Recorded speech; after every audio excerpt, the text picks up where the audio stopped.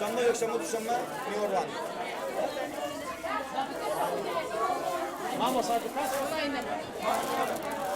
وەکو نەریتی ساڵانەمان وەکو دیزاینەرێکی جلی کوردی پیاوان و ژنان هەموو ساڵێک لە بۆنە و یاد و ئاهەنگەکانە ئێمە هەڵەسین بە دابشکردنی خەڵات بەسەر خانمان و پیاوان و شاعیرانە بۆ ئەوەی کە بتوانین جلی کوردی کە ڕەمزێکی نەتەوایەتی کووردە ئێمە بەم دیارە خنجیرانە بە بۆنی هاتنی ساڵی نوێی کوردی و بچوونەنێ وەرزی بەهارەوە ئەم ساڵ توانیمان زیاد لە 150 خانمی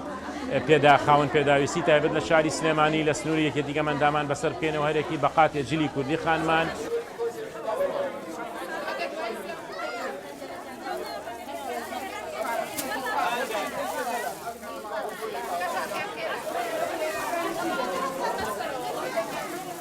دەستخۆشی لەو بنەماڵە ئەەکەم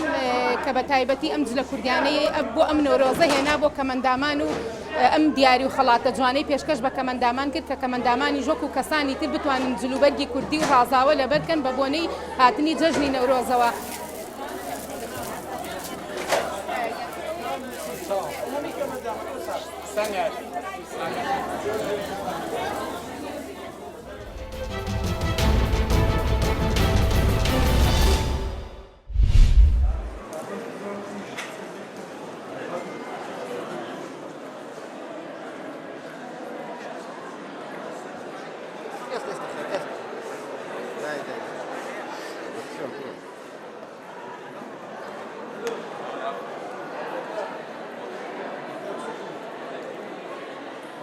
وەکو قوتابی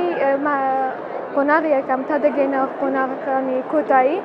پێویستمان بە زۆر کتێب و سەرچاوە هەیە بۆیە کرانەوەی چەندین پێشانگای لەم شێوە یارمەتیمان دەداتن بۆ ئەوەی بە ئاسانتری شێوە وەریان بگرین.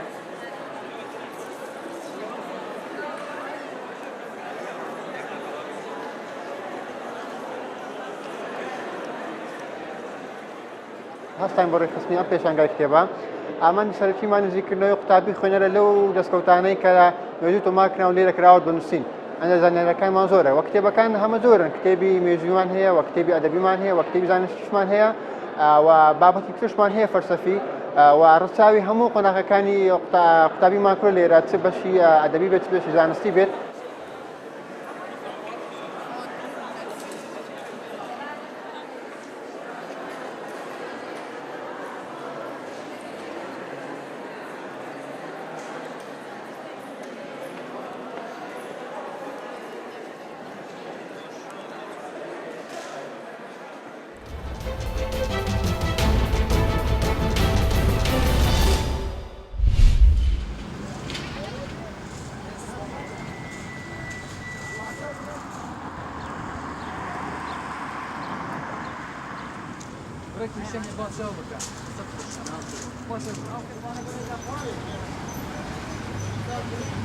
بازارمان بازاری ڕۆڤیە نەحیر ڕۆڤیە سەر بە قەزای بەردەڕەشە سەر بە پارێزگای دهۆچشین بازارێکی جوانە و بازارێکی خۆشە و هەرزانترین بازاڕیشە لە پارێزگای دهۆک شتەکانمان جوانە شتەکانمانش ڕۆژانەیە سەردانمان دەکەن خەڵک یعنی بازارەکە لە مستەوایکیەوە بەگرانیە بازارەکە زۆر هەرزانیشە و